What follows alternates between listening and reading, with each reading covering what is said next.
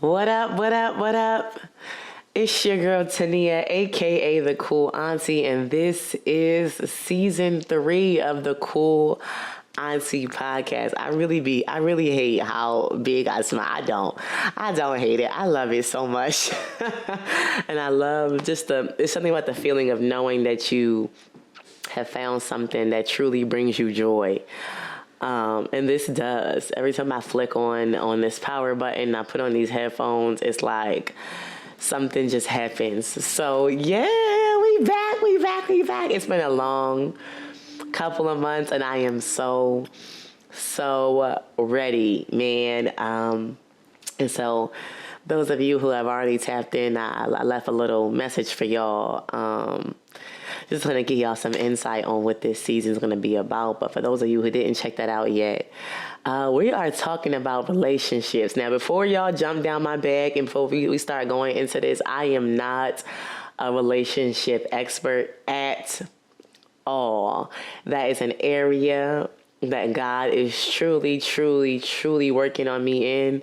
So I never, ever want anyone to think that I'm a relationship expert. Matter of fact, if you do follow me, you will notice that I am leery of even putting out messages about relationships. When I get clients, I will give advice to an extent, but then I limit that. I limit that because I'm mindful of I take so much pride, and I'm very intentional about what I put the weight of my weight, like what words I put my weight behind. And so I never want people to think that I am a self-proclaimed relationship expert at all, because I'm not. But when I tell you, God has been doing so many things with me in this area, and I'm smiling, like it makes me get the impression that it was easy, but it's not, baby. It's been a lot. And so y'all know in this season, just like with any other one, I am always an open book.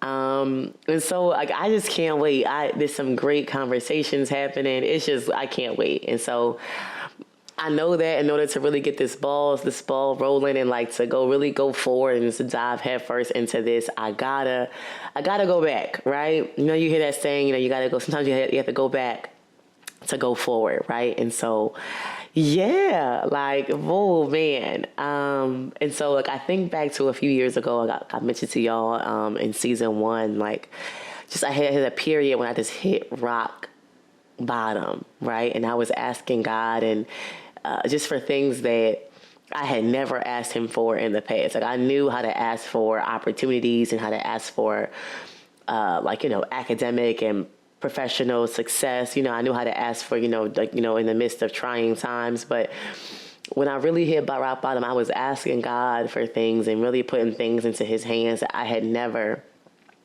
done before.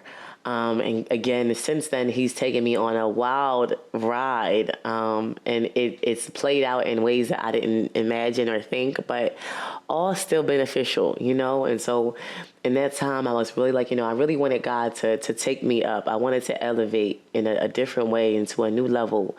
And I knew that was going to require a different me, right? And I want to pause that because, that's a word in itself, right? There are so many people out there who are saying and verbalizing and putting it in, they posting the quotes and the messages, and they're saying, I want different, right? I want different. I want to see different in my life. And that's okay. And that's cool. And that's great. You should want different. Like, I don't believe in settling at all. Like, you should want the best for you because God says that he has the best for you. He's already promised the best for you. So you should want the best for you, right? But how many people are actually willing to put in the work, right? To be different, right? Like I told y'all before, for me in this season with relationships, like I was saying to myself, like, okay, if I want better relationships, I have to attract better people, right? But in order to attract better things and better people, I have to be the person who attracts those things, right? Like you have to be the person who's great for the person that you want. Right? It's not, it's not all about you. Like, yes, right? I always say, like, when somebody asks me about relationships, I'm at that age where people are starting to ask me when I'm ready to have kids and when I'm ready to settle down. I ain't gonna lie, sometimes it gives me hives. I'm like, ooh, like, babies? Now my dog just turned 2, okay? I've been a parent for all of 2 years and I'm still figuring it out. But I'm at that age where I'm starting to get those questions. And I always say, like, when people go to me, what kind of relationship do you want? What kind of man do you want? I don't really I'm always leery to say, like, oh, so-and-so's relationship goals, because you don't know the ins and outs of a person's relationship. So I know everybody has their own issues, but something that I always say is that I want to be the answer to a man's prayer, right? And that sounds so, like, deep, but it really isn't that deep, in that I want to be they say that your partner in life is like favor on 2 legs, right? I heard my mentor, my pastor, say that all the time, like it's favor. I want to be favor. I want a man to wake up like, damn, I really have you. Like, I am so blessed to have you. Because a person who feels that way and who believes that, they'll show it in their actions. So they'll treat me accordingly, right? And so I really want to be the answer to someone's prayer. It's how I know it's from God. It's how I know He's going to have His hand on it. I want to be the answer to somebody's prayer. And likewise, I want someone who feels like home to me, a place where I can be myself, my complete. Like, it's something you can get comfortable at somebody else's house, in somebody else's space, but ain't nothing like being in your own. Like, I love to travel, I love being in hotels, I love resorts, I love all that stuff. But I don't care how nice of a place, and I've been a lot of the country, I've been in a lot of places, but no matter where I've been, there's nothing compared to being in my bed, in my sheets, however I want to be. Okay, y'all already know how I am in my sheets. Okay, listen, I'm naked. Okay, I want to be naked in the bed, right, in my own sheets. There is no better feeling than that, right? And so just like that, for me, wanting a relationship that feels like home, where I can be that completely vulnerable, naked me and want to be there and feel comfortable there. And so just like knowing that I had that I wanted these things and I wanted to attract all these things, it really meant that I had to be somebody different. And everybody's not willing to do that. That's why I always say, like this self-discovery work is a long-term journey. You have to really be invested in it, because every time you think you know you and you love you, life will come and change you again, and you have to get to know you again and relearn you and unlearn things and learn to love yourself again in a different way, a new way. And so, yeah, all these things were happening. I'm just like, all right, God, what we doing? Where do I start?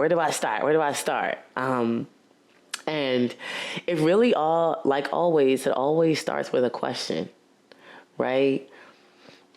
Always starts with a question. And so I'm like, okay, well, Tania, you're in a season where you want to attract better. I think it's before you start thinking about what better looks like, you have to first think about, well, what am I attracting and what am I attracted to now and why? It's like we always want to jump to the change part and the doing part. But the first time is like, before you can do any of that, you have to first ask yourself, okay, where am I at now? Remember that whole GPS analogy? It's like where are you at now? And so I had to really sit and go, okay, well, what am I attracted to? Because, I always, you always say, oh, I don't have a type, but you do. There are certain things about certain people that, like, if you look at your 3 most recent exes, right? Look at your past 3 relationships. You will find they may have seemed like they were different, but I'm pretty sure that if you really sit and think about them or really analyze and assess those relationships, you're going to find, if not many, you're going to find a few, or at the very least, at least one thing in common with all of them, no matter how different they are. And so you can say, I'm not attracted to anything or anyone in a particular way, but that's a lie. All a lie. And I was that person who said it wasn't a lie, but it is a lie. It's a myth. It's a lie. Cancel it. Right? And so really asking myself that question. And, y'all know I'm a firm believer and an advocate of therapy, right? I am not a therapist. I have that stated. Well, my new website you're going to see soon. I can't wait. It's so good. I'm so excited about it. Took our time with it too. But I am not a therapist, right? And I always tell clients I am not a therapist, but I am an advocate of therapy, and I encourage folks to go. And so for me, therapy was very helpful in really me assessing what I was attracting and what I was attracted to and the why. It also taught me, just how influential relationships are. I also read this book, which I definitely encourage y'all to check out. It's called Relational, and I'm gonna make sure I drop it in here at some point, but it's called Relational Intelligence. And it was written by a pastor in New Jersey, nationwide, but a pastor in New Jersey named Dr. Darius Daniels. But between therapy and me reading that book twice, honey, not once, but twice,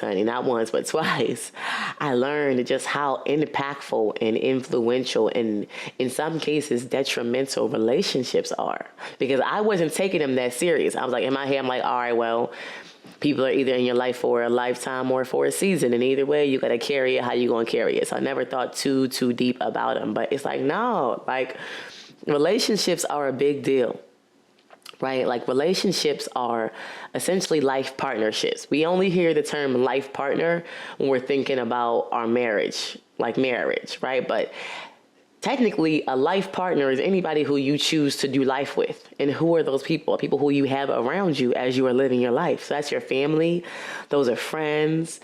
That's your personal and professional network. Those are your colleagues, your supervisors, mentees, mentors, whatever. Anybody attached to you is technically a life partner because you are doing life with them, right? And so as a life partner or a partner with you in life has the ability to change the trajectory of where you go and what you do.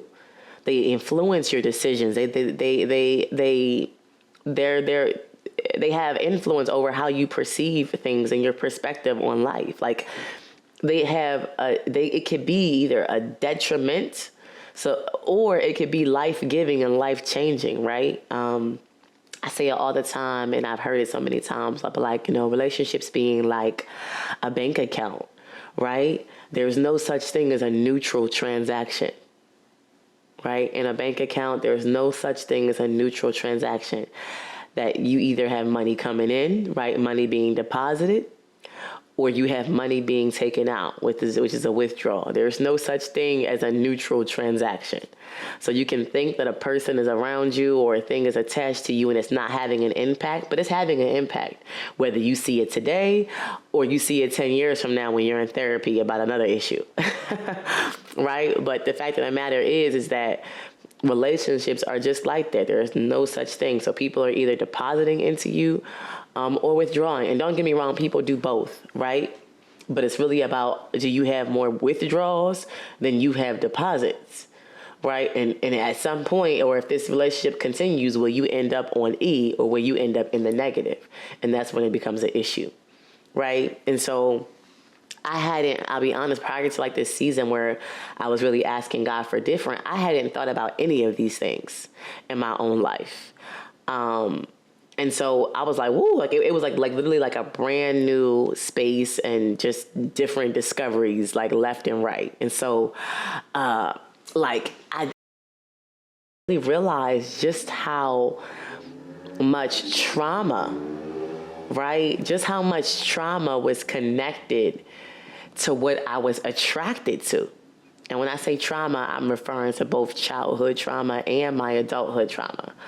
Now, childhood trauma, that's another topic for another day, and so we are going to talk about that in this series. But for right now, I want to talk about just my adulthood trauma. Because I think a lot of times, and y'all have heard my story, and so y'all know that I have been a victim of all kinds of abuse, and I have been in some of the most toxic relationships in my past. And so granted, while it would be easier to put the blame on all of them for all the things that they did to me, mind you, whether it was deserving or, I don't think anyone deserves any of those things. So even if I was a victim in any capacity, I have to own up and acknowledge my part, right? When it comes to relationships, I don't care whether you're the victim or the aggressor, right? And that all of them require accountability. And I had to really sit as I was digging and diving in and deep into this. I had to sit with the parts that I had to hold myself accountable for. And it's funny because like I'm looking at me and I'm smiling, which is, I think, speaks testaments to just how God can really heal you from that. This is not taking away or me internalizing any of their emotions or I'm not taking away their accountability. There are some things that people in my life have, that's some stuff they have to own. But what I am saying is that, forgiveness is my gift to myself. Forgiveness doesn't mean that they're different. I'm different and I want to be different. And so I have forgiven all of them, and God, and vengeance is not mine. And so I released that, but I had to also, in doing so, sit and say to me, like, okay, for them to do these things, they did them because I allowed them, right? People can only do what you allow them to do. So I had to sit with myself and go, okay, well, what did you allow? And why did you allow it? And so that required a lot of accountability, which it's just crazy because I love how, especially in my profession and what I do, I always say, yes, I'm a teacher, but I'm a student first. And so I use a lot of my personal life to inform my professional life. And so I was really, I think I talk a lot about identity a lot. And so as I was exploring my own personal dynamics, it showed up in my research, right? And so I started to look at, okay, like, what does accountability look like in relationships? And it led me to this thing that you're going to hear me say a lot throughout this season. And that is that there are two I's in relationships. There are two really, really important I's. Yes, it does take two to tango, right? And so there are roles and responsibilities of other people in relationships, but there's a lot of it that is really about us. And for me, those two I's are self-awareness and self-love. Okay? Self-awareness and self-love. And it's crazy because I was digging and it's like you hear so much about self-love, but you don't hear as much about self-awareness. And if you ideas as it relates to self-awareness, right? But when I was doing my research, and I was talking to my mentor, he said something that really made me think. I was like, oh shit, I didn't even go that far. And he said, self-love without self-awareness is like self-sabotage. Is. Self-love without self-awareness is self-sabotage. And when I heard that, y'all, it was just like, ooh, like, that Normani song, ooh, that's how I felt. I was like, ooh. But it hit so home because it was so true, but I had never heard it put, not that I knew it, but I had never heard it put that way, right? And I think, social media and just life in general doesn't make that any easier either, because that's what we promote. That's what we see, right? Everyone's saying self-love, self-love, self-love, but they don't talk about the level of self-awareness you have to have healthy self-love. And knowing that they're different too. Like for some people, they think that self-awareness and self-love are the same thing, and they're not, right? I think on one hand, it's knowing who you're not. It's knowing what you are and what you are not, right? Whereas self-love is about accepting and managing both of those truths, right? And I do say both because there's two of those, right? I think for some people, they're really good at knowing who they're not, right? You are your worst critic. Can't nobody tell you or beat you down worse or than how you do it to yourself. By areas that you need improvement on, that you need work, or that you're struggling with, right? But then on the contrary, you have a hard time accepting what you are good at. You can't take compliments. People giving you your flowers makes you uncomfortable. You shy back from being in the spotlight, right? So you're self-aware to the extent of when you know what you're not so hot at and who you're not, but not as much as and who you are. And I've been there, right? I've been very open about that. I've been there, right? And then you also have people who they know who they are, right? And so like they know I'm good at this and I can do this and I'm here and I'm this, but they're not so aware of what they're not good at, right? So where you see them doing things like you don't need to be doing that, right? Like sit down, or you're not as good as you think that you are. Right. And so like they're self-aware, but to an extent in that same capacity. And I've also been there. Right. But true self-awareness is knowing both. Right.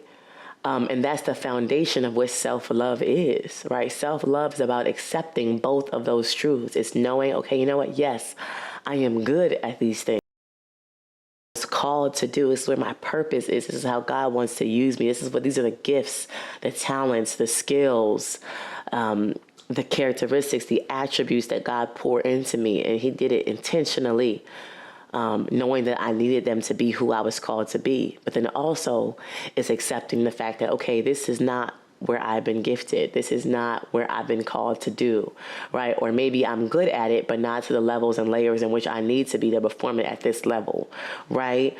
But it's accepting both of them. Neither of them are good. It's like both of them are good in their own way, because it's okay to not be good at something, right? And then even with that, I think we speak a lot about self-love being about self-acceptance. But self-love is not just accepting both truths, but it's also managing them, right?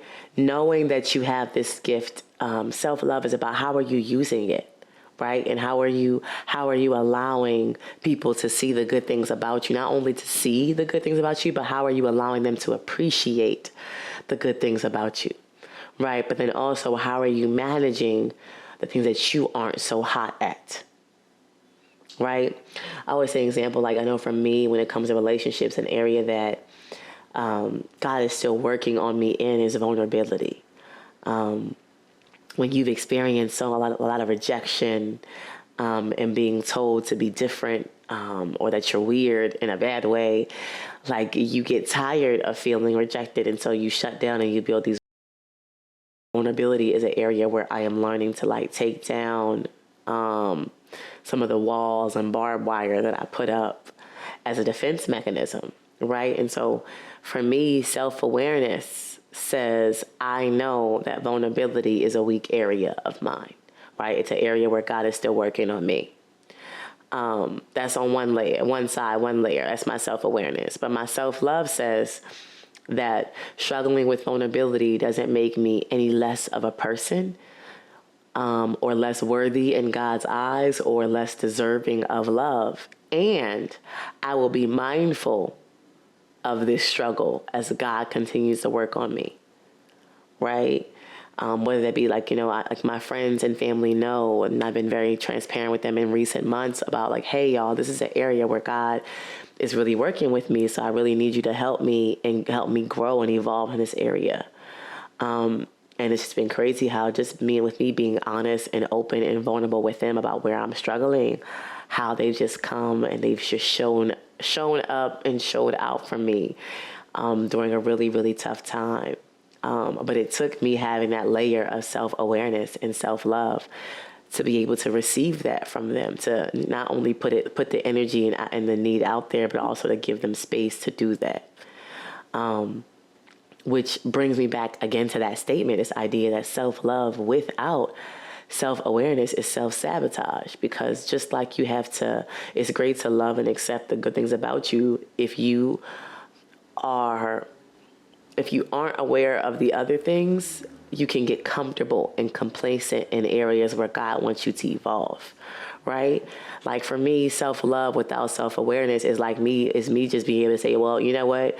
Vulnerability just ain't for me. It's just not me. That's just who I am. It's just how it's going to be. And I block off and I cut off the opportunity for God to really show up and move in my life and to really change that area, right? And this isn't to say that you have to be good at everything, right? But this is where self-love can be dangerous, is that maybe you are owning and you are loving parts of you that God said, I didn't put that in you. Life's trauma shaped that in you. And so he can't remove it. Remember that idea of he can't fix what we don't give to him, right? He can, but he won't, because he's a gentleman. And so a part of, again, that idea of self-sabotage comes in, because then you block off and you hinder opportunities and areas where you can grow and evolve, right? And so for many of us, like, the healthy relationship that you want, the life that you want, you know, or not that you necessarily want, but that you desire, you know, sometimes your inability to grow, or your desire, your lack of desire to grow, can be hindering that, or your complacency and your unwillingness to be out of your comfort zone could be the reason why you're not experiencing those things. And so in a way, you're hurting yourself. You think it's a like, so for me, my vulnerability, I'm thinking it's defending me, or it's a defense mechanism. I'm thinking it's helping, but really it's hurting. Because while, yes, it may be keeping out the people who God doesn't want in my life, it's also keeping out the people who God does. Like, God does want to have in my life. And so it's a balance, right? And it requires both accepting and managing them as they come. And so self-love without self-awareness is self-sabotage. And so you really do need both self-awareness and self-love, which is what I talk about a lot when it means being my own best friend, being my own, who I am and who I am not. And that's at each and every stage and phase of my life. And when I get to a point where I don't, because that happens as I'm evolving, I'm changing, I go back to doing the work again, to getting to that place where I do know who I am and who I'm not, so that I can in turn love who I am, who I'm not, simultaneously, right? And so, yeah. And so it's just crazy how just all things that God was doing personally, it was really informing my work, and I have some really great things I've been working on as a result of that, which I love. And I'm smiling, but again, like, doing that work and really digging, it brought up some really, really, really hard truths for me too, that I had to own, right? Again, going back to this idea of how trauma can inform what you are attracted to. And I didn't realize how much things I've gone through relationally, and how things that I thought I had gotten over, that I had moved past, or that I thought didn't bother me, were showing up in my life in other areas, right? I think back to, like, you know, for me, I was in a relationship with somebody who was very, very insecure. And so it showed up with him always being jealous and always accusing me of things. And, you know, it's made, like, it was a lot, especially as a confident woman myself. Like, I'm usually I've been secure and confident in who I was. And so having somebody who wasn't that confident, it really threw me for a loop, and really, like, it really rocked me. And so after getting it, and it ended up, it started off as verbal and mental abuse, and it ended up getting physical at one point, to where when I finally got out of that relationship, for me, confidence was at the top of my list. Like, I had to be with somebody who was confident in himself, because I was like, I'm not dealing with any more insecure people causing problems when there were never any in the first place, right? And so that became like a top tier thing that I was looking for. And so the relationships after that, I did get men who I thought were confident, but it also exposed me to narcissists as well. It was a term that I wasn't even familiar with. I didn't know I knew I felt it, but I didn't know how to put a name or a title to it. But I've dated several narcissists in my life. And so narcissists, and I'm, again, not diving too deep into like definitions and those things, but it's people who use that confidence, that arrogance, like, you know, to manipulate people around them. And so I had that happen to me in different ways, you know. I heard one of my mentors, he said to me, confidence smiles, arrogance smirks. And there's a difference, right? Confidence is saying that I know that I'm great. Arrogance says I think I'm better than you or greater than you, right? And so it's a difference. And so for me, I was dating men who I was attracted to their confidence, but they used that confidence and that aura about them to manipulate me. And in turn, they made me feel unloved. I never forget, I dated someone who would use "I love you" as a punishment. Like, he would purposely not say I love you when he was upset with me. Or he would tell me that it was his job to humble me. Or I never forget, he had, I had asked him, I had put some outfit, I was getting dressed to go out somewhere, and he was there playing the game. I'm like, how do I look? And he was like, you hear that too much. And so he wouldn't tell me that I was attractive because he felt like I heard it too much. Or he wouldn't say I love you on purpose to hurt my feelings, like little small things like that, here I was somebody who, I wanted to love and who I wanted their love so bad, that I began to feel unloved and unworthy of love at some point. And so even when I got out of that relationship, right, that trauma, because it was unresolved, I took into my next one. And so my next one, I got hit with a narcissist, but in a different way, right? That's when I experienced love bombing, right? Love, if you ever heard of love bombing. But it's also another form of abuse, but in the opposite season. Like, this is somebody who, he overshowered me with compliments and love and made me feel so seen and so loved that I was blind to his manipulation and his deception, right? I was just like, oh, but he loves me so much. So it was hard to believe that he was also doing all of these other things on the side. That even though I knew it here, I couldn't think about it or accept it here because I'm like, oh, but he loves me so much. Both of which are forms of narcissism, but they just show up differently.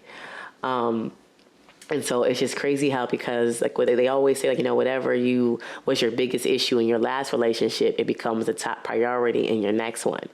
But if you're not careful, how you perceive that thing, it may negatively inform how you carry it and how you prioritize it in your next relationship. So I had no idea.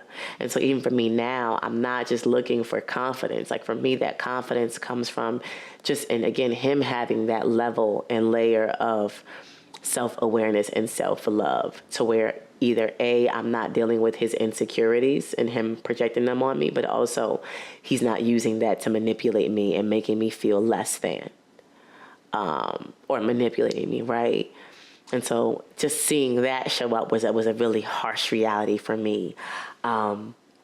I've also, again, from having to deal with mental and emotional and verbal and physical abusers in relationships, all of which who would hurt me in one season and then try to buy back my love, right?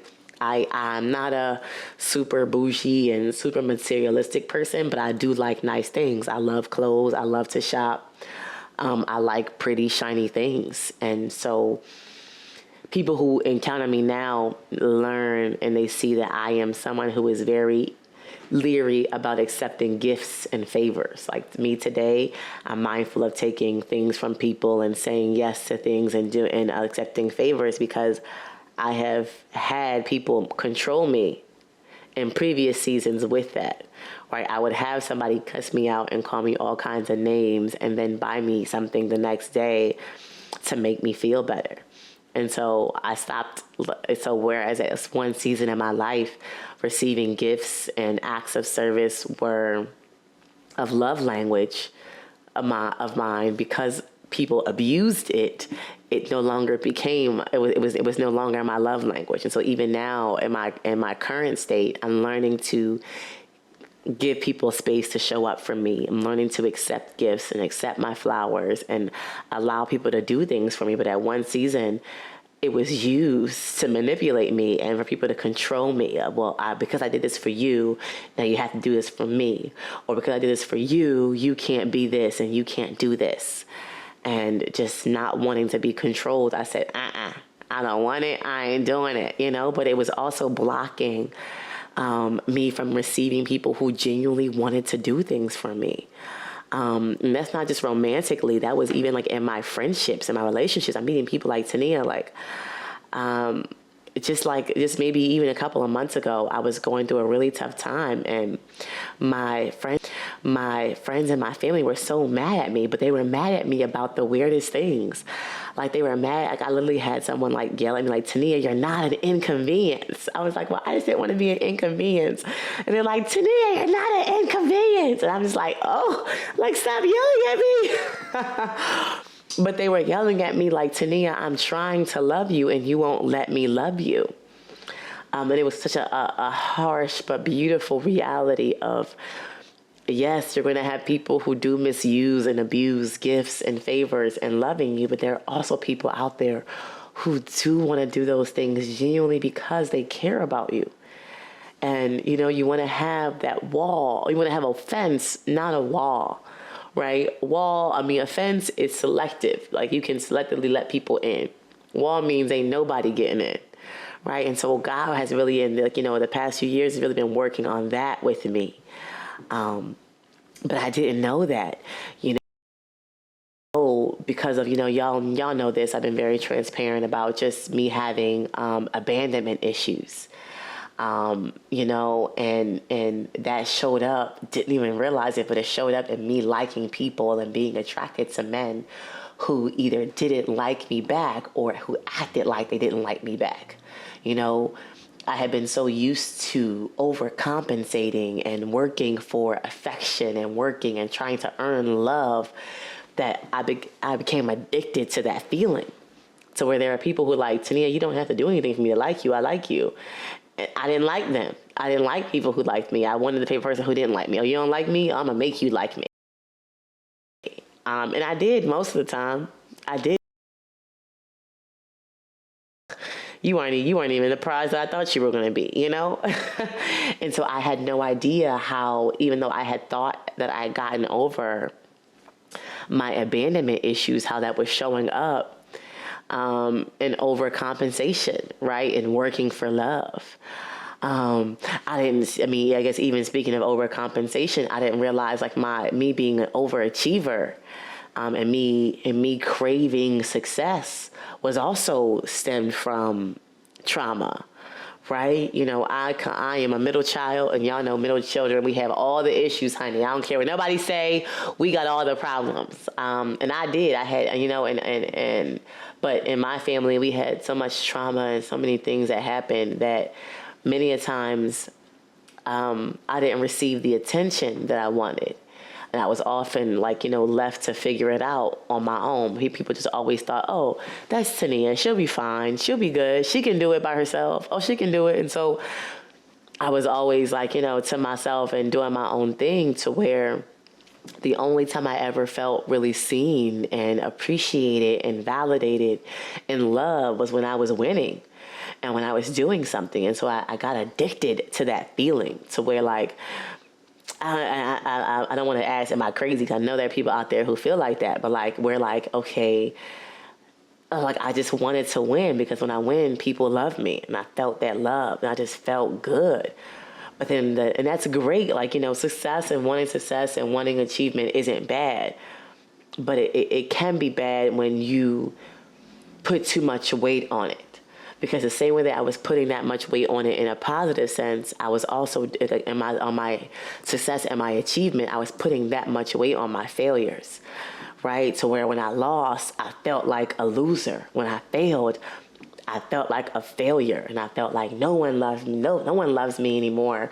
No one's going to love me when they find out that I didn't do this right. I felt like I couldn't be imperfect. I couldn't let people down. It was a lot of pressure. That really showed up in my life, and it's like, dang, I didn't even realize it. And so I can go on and on and on with just the things that I've discovered about just how my trauma, what I was attracted to and what I was attracting. And again, I'm smiling, but I'm not smiling because I'm thinking that any of those things are okay, because best believe when I was going through them, I was bawling my eyes out and I was miserable. But I love, again, how God turns everything around for our good, and how even in going through those challenges and those tribulations, number one, it gave me the testimony so that I can now use that to impact other people's lives and hopefully allow people to learn things from mistakes that I've made. But also it was, through those things that I also received revelations from myself, revelations that are now like my guiding principles for how I do relationships now. And so I've been single for some time, and I've been asked, Tania, why are you single? And it's because I've learned just these, I'll say maybe 5 truths that I'm like, you know what, this is what it is. And if I don't feel like my next relationship has these things, it ain't happening, So yeah, I don't have a lot of time. I'm gonna make sure I'm just real quick in going through them, but just if I had to sum it up into words, the things that I've learned, not only through the pandemic, but just the past 2-3 years, I would say that number one is that other people's healing is not my responsibility. Now, my healing is my responsibility, but other people's healing is not my responsibility. I am somebody I was a young caregiver, right? And so I just love taking care of people and making them feel good and fixing them, right? At one point, I had broken bird syndrome, right? I wanted to fix everyone and just love them out of their problems and out of their trauma. But no. At the end of the day, I am doing the work. Like, I am doing the work to heal myself so that I'm not bringing old crap into a new thing, that I'm not using old keys to open new doors. I am doing the work, and I deserve someone who is doing the work. Now, will we be perfect? No, but they have to do the work. That's not my job. And so if you're like that and you're like me, I want to tell you that their healing is not your responsibility. Your healing is your responsibility, Which leads me to number 2, and that is stop setting yourself on fire to keep others warm. I was the person who, because I wanted to help and I wanted to love so much, I wanted to love because I thought that if I loved hard enough, that a person would love me back. But in doing so, I let go of my boundaries. I let go of my standards.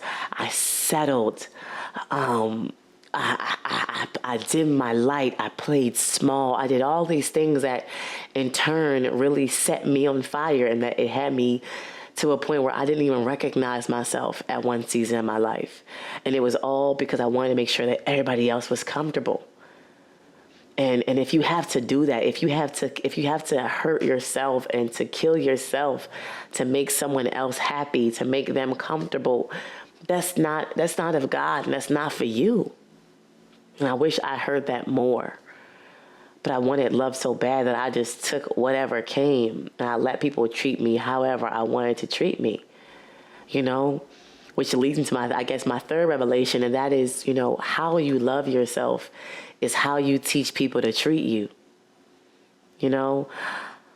I'm single now, and I'm single by choice because there are things that I put up with in the past because I wanted company that I don't put up with today. There's certain behaviors, certain attitudes, just certain flags for me that I would have bypassed 2 years ago just to have somebody to call me, just to have somebody to go eat with, so I can have somebody, to have on my line to say that somebody was there. That now I'm like, nah, baby. I love me enough to say I don't have to deal with that. And I'm not going to deal with that. If that means I got to be single until then I'll be that. But I love me enough to go, you ain't going to do that to me. And don't get that confused. It's not saying that everybody accepts that, because that isn't the case. There are some people who, when you have boundaries and you have standards, they find those attractive. And then there are some who don't. They're like, you're not having sex? Oh, you gotta go. Or, you not letting me do this or leave you on red? Oh, you're not letting me, and they're not gonna take it. But I'm cool. I'm cool whether they do or not. You don't have to, but it is what it is. When you come over here, these are the name of the game. This is the rule that we playing over here. And if you don't like that, you don't gotta be in the game at all. Because I love me that much. I worked that hard on me to where I'm not letting anybody come in here and mess up what me and God been doing. You feel me? And just in that, like, revelation number 4 is, your perception of me is a reflection of you. But my reaction to you is an awareness of me. oh man, like I can't wait till we get to that episode where I talk to y'all just about, it's just in my healing. I had to put a voice and in a character and characteristics to my inner critic. And when I did that, I found that a lot of times how I felt about me was a reflection of who others said that I was, But when I think back to who those people were, they were hurting themselves. People who told me that I was too loud, that I was too ambitious, that I was too headstrong, that I was too assertive. Those people, they weren't saying that to me. That was because it was about me. It was about them. They weren't confident, so they didn't want me to be confident. They weren't sure, so they didn't want me to be sure.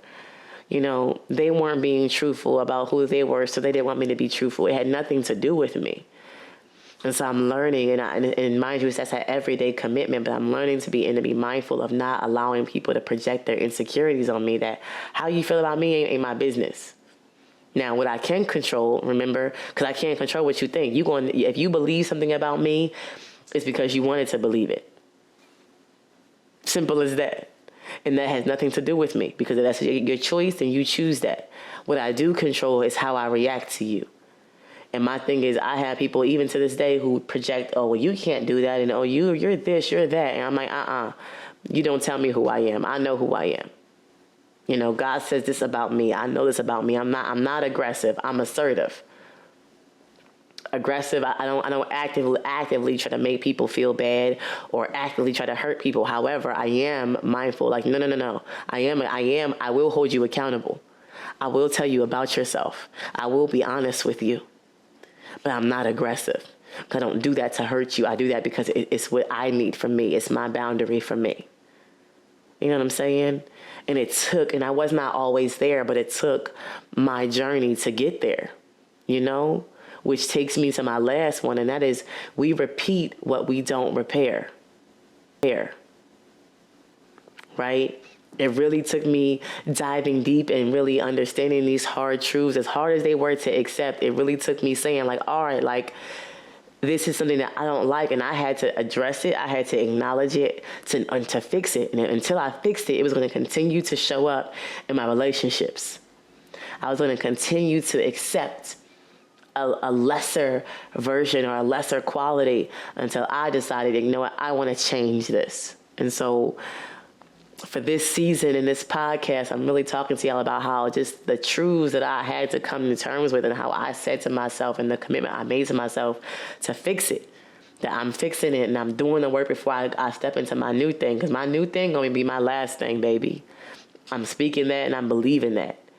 You know what I'm saying? But if you want something different, you have to do different and you have to be different. And so I am committed to being different because, baby, not only do I want different, but I am getting different. I am attracting different. I am speaking, walking, talking, moving different. And if that bothers somebody, bye. If you can't deal, bye. If you don't want to be on the journey, bye. Because I am okay. Okay? And so hopefully, again, I hate sharing my business just for the sake of sharing my business, but it's really about diving deep and diving, and really understanding, like, who are you? So I guess my question for y'all is now, is putting it back on you. It took me really looking at and assessing my relationship and who I was attracting to really understand, like, what's up? What's up with you? So I guess my question for you is, like, what's up with you? How have your relationship or relational experiences influenced how you see yourself? What have been some of the mistakes that you've made in relationships? What do they teach you about yourself? What are you attracted to and why? What about what you're attracted to do you want to change? What are your needs and your non-negotiables in relationships? Where have you settled where you don't want to settle anymore? Those questions seem really intimidating and they're hard. They are hard to answer. Sometimes you might have to ask yourself 3 times. But the fact of the matter is that until you ask, until you do the work, you'll never get the answer. All right? And so I encourage you, listen to those questions, dive into those questions, and do the work so that you can attract better. Okay? You deserve it. Okay? It looks good on you, and I want to see that for you. I mean that. So until next time, don't forget that. Love you. Call me back.